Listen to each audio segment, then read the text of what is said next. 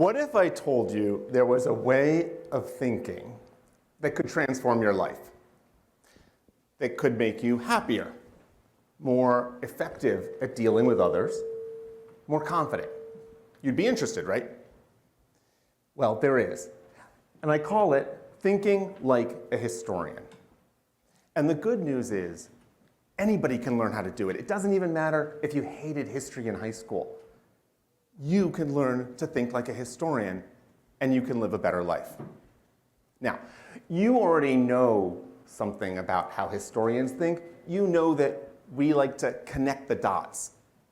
We say, this caused that, caused that, caused this. And that's helpful. It allows us to tell stories over time. But it's not the part of thinking like a historian that's going to transform your life. It's not what I'm going to focus on today, because you and I connect dots all the time, automatically. We do it without even thinking about it. It just happens naturally. The image behind me, right? What do you see? You see a tree, right? But really, it's just a collection of dots on a screen, pixels. If I take away the color, you can see better that it's just dots. Oh.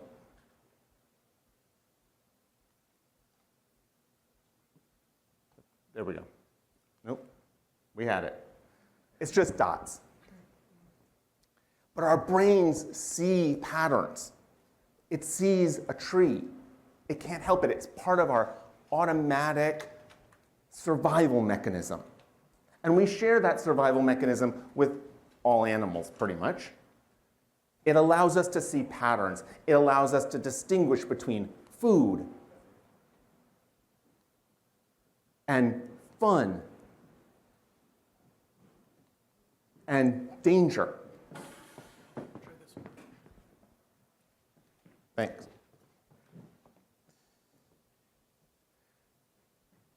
Now, pets don't make great historians, but my dog, Riley, has a pretty good memory. And he remembers exactly where I put his basket of toys, because he likes really squeaky, annoying toys, so I often have to put his basket away, but he always knows where those toys are. If we didn't have this predilection for seeing patterns, for connecting dots, life would be really confusing. Everything would be a jumbled mess. We wouldn't be able to distinguish between what happened in the past and what's happening now and what's going to happen in the future. It would all be the same, blurred together. If you've ever seen or read the play Death of a Salesman, you may remember the character Willy Loman. He's going senile. And as a result, he gets confused between what's happening right now and what happened earlier in his life. Well, if we didn't have this basic predilection for seeing patterns, we would be like Willy Loman. We would be confused between what's now and what was then. Everything would be coming at us all at once, and we'd have no way to process the information. So, yes, one of the things that historians do is we find patterns, we tell stories, we connect the dots. We say it was the golden age of Greece, or it was World War I, or it was the Jazz Age, or we say Romanticism rose in the 19th century in literature and art. But again, that's not the part of thinking like a historian that's going to transform your life. The facet of thinking like a historian that I'm going to focus on today is the fact that historians know that their interpretations are just that, interpretations. And they're always revisiting them and revising them and reviewing them. One historian may have a strong opinion about why Romanticism rose in the 19th century, and another historian may have a different opinion, and they may argue, and they may debate, and they may argue, debate more, but they know there's no definitive answer, because history isn't like that. It's not math. Now, there are blatantly wrong answers that we can eliminate, but we can never prove the correct answer in any meaningful sense of the term prove. Behind me, that's an image of the French Revolution, and it's Parisians storming the Bastille prison in 1789. I'm going to let you in on a little secret. Historians know there was no such thing as the French Revolution. Somebody had to call it that before it became the French Revolution. See, a Parisian in the summer of 1789 storming the Bastille didn't say, "Look at me, I'm part of the French Revolution." No, somebody had to say that. Until then, it was simply a succession of events. In that sense, it's language that creates history. Our stories about history only exist in our telling of them. Likewise, World War I wasn't World War I until there was a World War II. Until then, it was simply the Great War. Then, in 1945, people looked back and they said, that name doesn't really fit anymore. It doesn't make sense. And they started calling it World War I.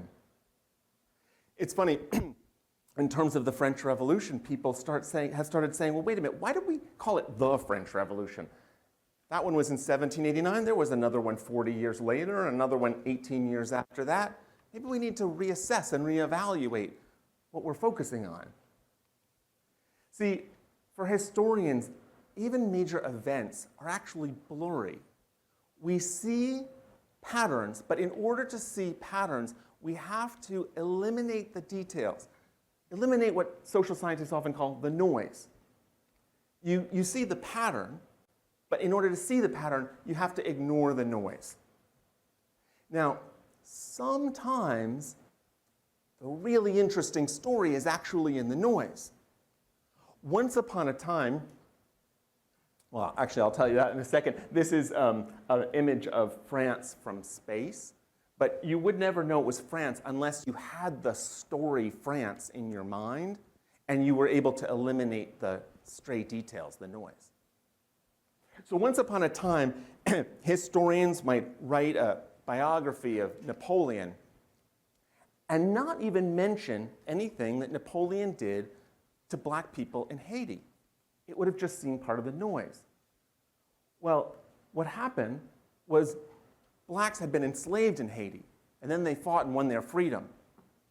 And Napoleon came along, Napoleon, who supposedly supported the values of the French Revolution, of liberty, of fraternity, of equality. And he said, nope, not interested in your freedom. And he re-enslaved the black people of Haiti.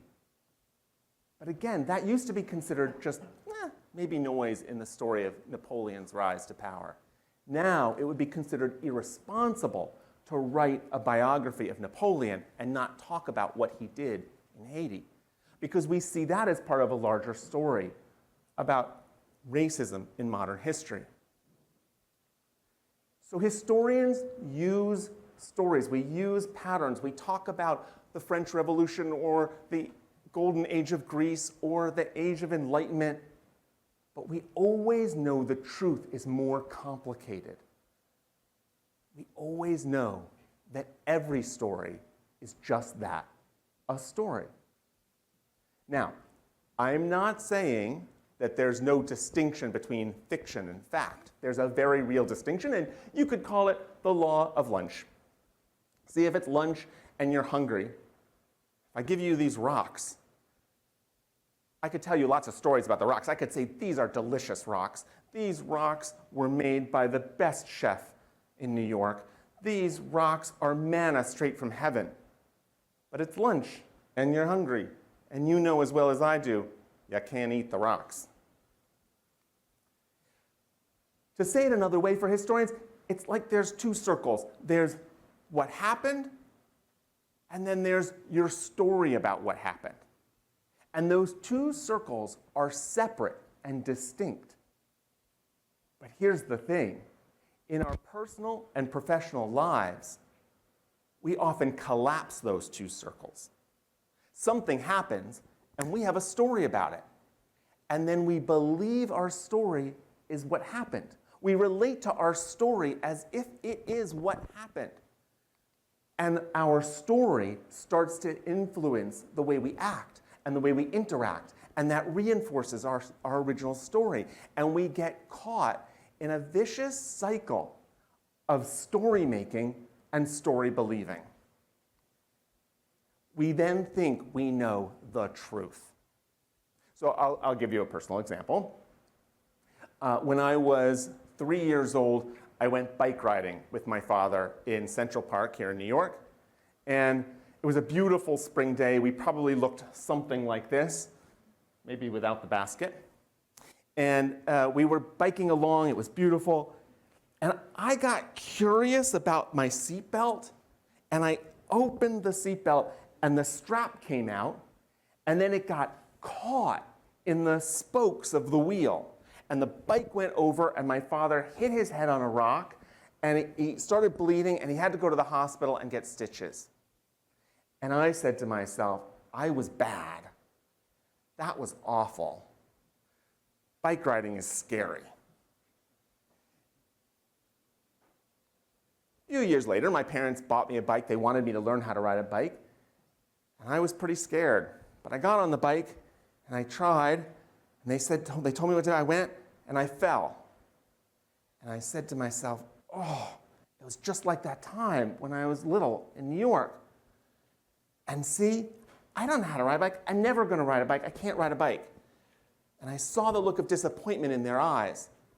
But they tried again, and I got back on the bike, and I tried, and I pedaled, and I fell again.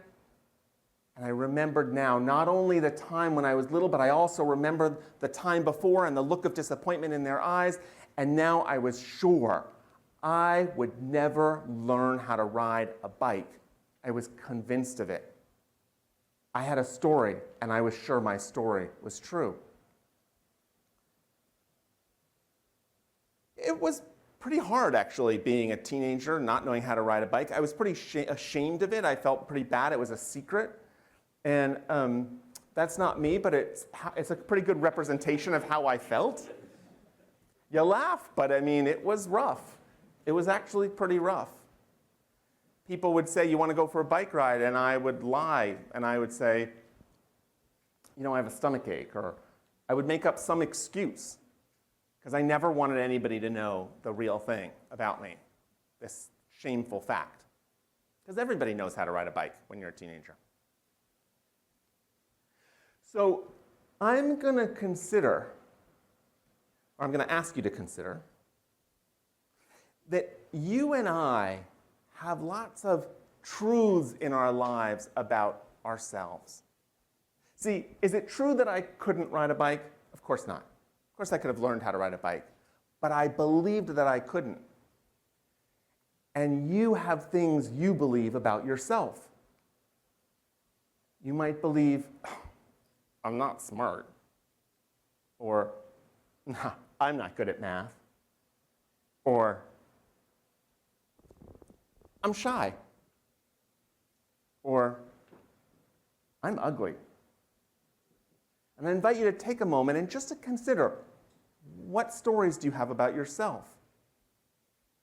You might also have stories about other people, like, she's mean.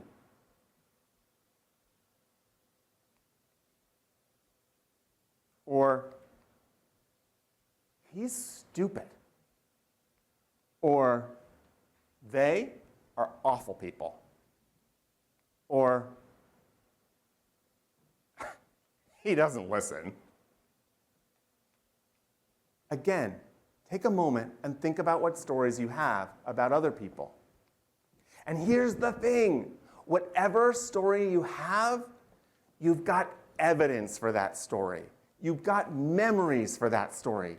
And you talk about those memories. You say, last year,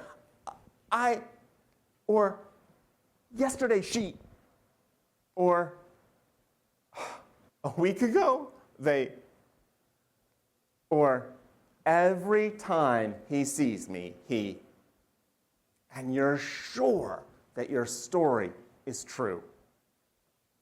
By the way, the people who you talk to about your story and they agree with you and they're right there with you, we call them our friends. And the people who disagree with you, they challenge you, we call them annoying.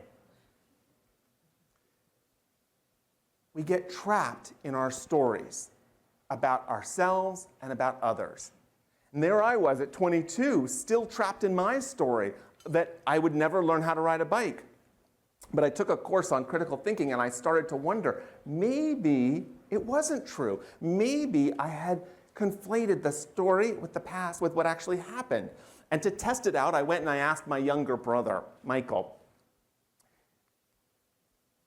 There he is, the little one on the left in the red.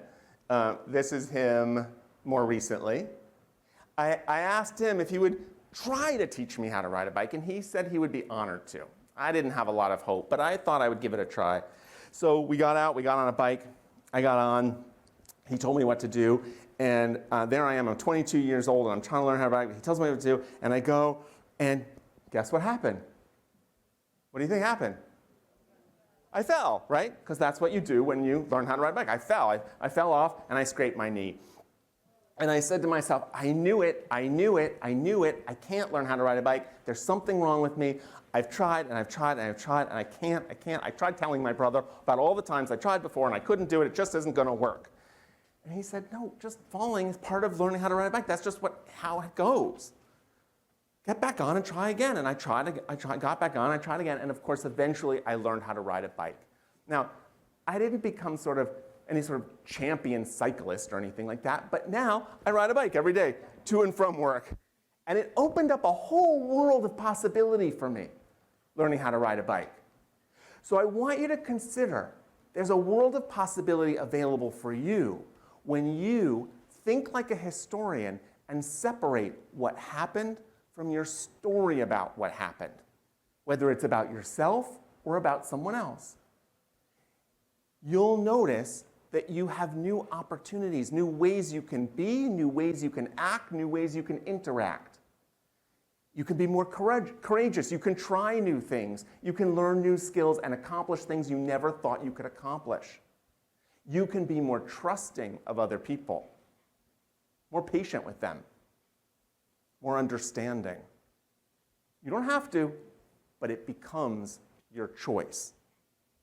So the next time you're sure about something about yourself, or you're sure about something about someone else, that they are that way, I invite you to pause, think like a historian, and see if you can't separate your story about what happened from what actually happened. It may change your life, just like it changed mine. Thank you.